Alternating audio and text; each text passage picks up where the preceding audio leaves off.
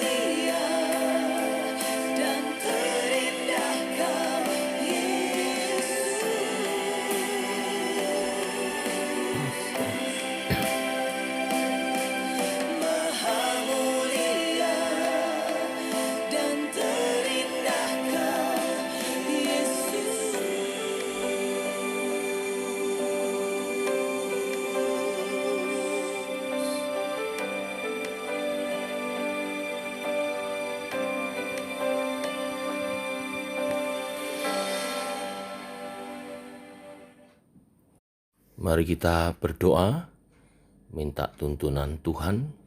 Sebentar kita akan merenungkan firman Tuhan, menghayati karya salibnya.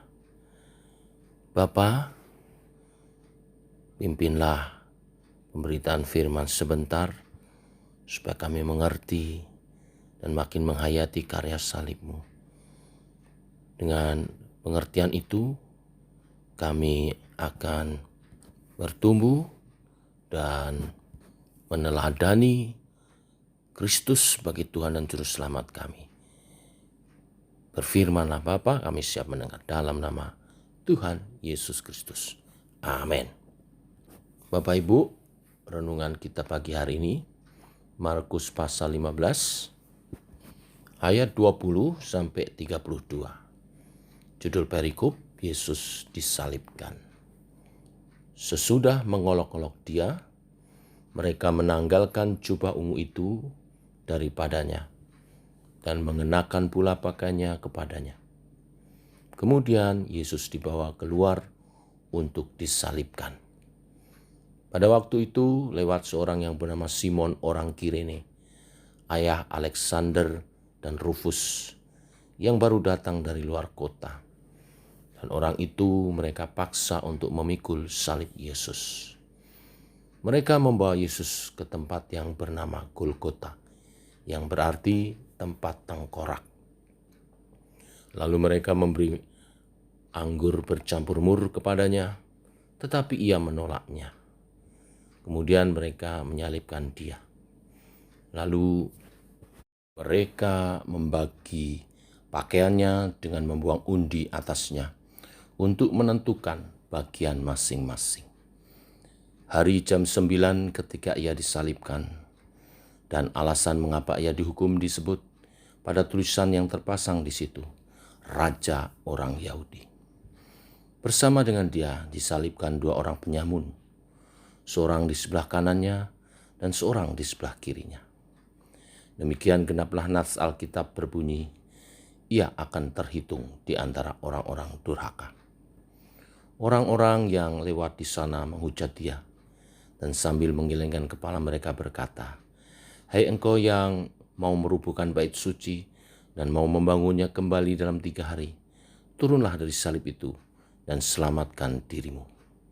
Demikian juga imam-imam kepala bersama-sama ahli Taurat mengolok-olokkan Dia di antara mereka sendiri.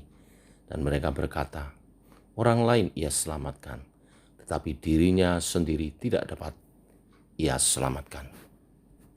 Baiklah, Mesias, Raja Israel itu turun dari salib itu, supaya kita lihat dan percaya. Bahkan semua orang yang disalibkan bersama-sama dengan Dia mencela Dia juga. Amin. Bapak Ibu, ada 2 bagian dalam perikop ini. Yang pertama menceritakan penyaliban Yesus, dan yang kedua menceritakan pengolok-olokan Yesus. Di antara kedua bagian itu diberitahukan bahwa alasan tertulis mengapa Yesus disalibkan ialah sebagai Raja orang Yahudi. Hal itu muncul beberapa kali dalam pasal 15 ini. Imam-imam kepala bertanya kepada Yesus, apakah Yesus adalah Mesias? Tetapi untuk itu Pilatus menggeser bicara tentang Mesias menjadi Raja orang Yahudi. Sebetulnya ini adalah supaya ada unsur politik yang dapat menjerat Yesus sehingga menjadi urusan kerajaan Roma. Bagi Pilatus dan juga para tentara, gelar itu adalah suatu olok-olokan, satu hal yang lucu. Yesus disebut Raja orang Israel sebagai satu sindiran. Tetapi inilah sebenarnya, Dialah Raja.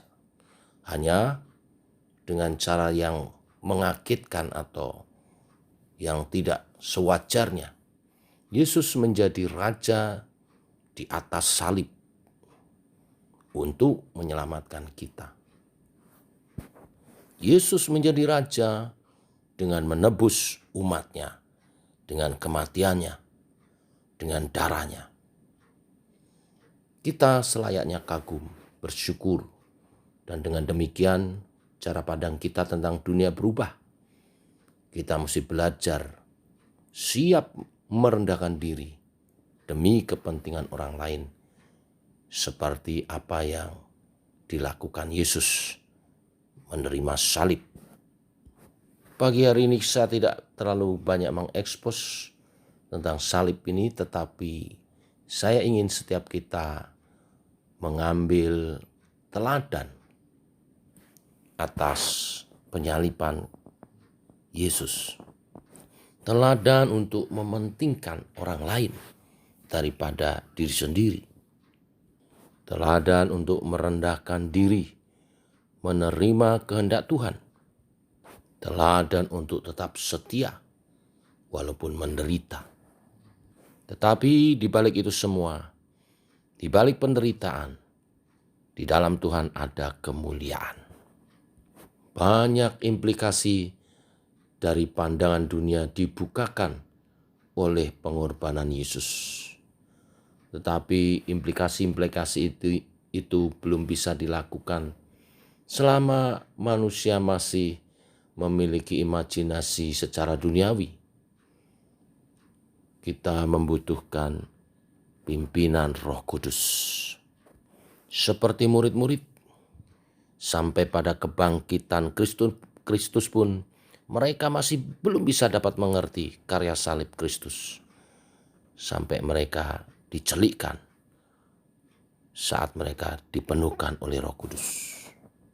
Saya berdoa setiap kita mengalami kepenuhan Roh Kudus dan mulai dibukakan untuk dapat memahami salib Kristus dan membawa nilai-nilai baru dalam diri kita. Maka kita dapat mementingkan orang lain daripada diri sendiri. Bersabar dalam penghinaan, tekun walaupun dalam kesengsaraan. Dan banyak hal lagi mulai dibukakan sehingga mulai bisa masuk akal kita secara rohani. Dan kita dapat memandang Kristus dan berpengharapan di dalam Tuhan. Demikian kebenaran firman hari ini. Tuhan memberkati. Mari kita berdoa. Bapa, kami mengucap syukur buat hari yang baru. Dan hari ini kami menghayati karya salib Tuhan Yesus dengan kami belajar meneladaninya. Kami tahu itu satu hal yang tidak mungkin, sulit bagi daging kami. Tetapi Allah Roh Kudus akan menolong kami dalam penghayatan kami akan salib Kristus. Kami belajar untuk mementingkan orang lain. Kami belajar untuk merendahkan diri atas kehendak Tuhan yang harus jadi atas kehidupan kami. Kami belajar untuk sabar, menanggung segala sesuatu, berpengharapan di dalam Engkau. Karena di dalam Tuhan selalu ada pengharapan, dan penderitaan pun Kau ubah menjadi kemuliaan hidup. Teguhkan kami oleh kebenaran firman-Mu ini, dan Roh Kudus bekerja di antara kami. Bapa, kami secara khusus berdoa pagi hari ini untuk pekerjaan Tuhan, gereja-Mu Tuhan, juga hamba-hamba-Mu. Dan pekerjaan misi Tuhan untuk penginjilan dapat terus diluaskan. Kami berdoa untuk gereja-Mu Tuhan, di masa-masa pandemi saat ini, biarlah tetap dapat menjalankan tugas dan panggilannya. Memenangkan jiwa-jiwa, membina, dan memelihara setiap umat Tuhan supaya mereka dapat bertumbuh dalam iman percaya. Sehingga mereka disiapkan menjadi murid-murid Kristus yang siap diutus menjangkau jiwa-jiwa, mengabarkan Injil bagi kemuliaan nama-Mu. Urapi setiap hamba-Mu Tuhan, dari gembala sidang, para rohaniwan, sehingga mereka dapat mempersiapkan makanan rohani bagi jiwa-jiwa itu jemaat-Mu, sehingga setiap umat Tuhan mendapat makanan rohani yang cukup dan sehat secara rohani. Karena ini adalah kekuatan iman kami. Tuhan urapi setiap hamba-Mu. Jaga lindungi mereka, peliharakan mereka.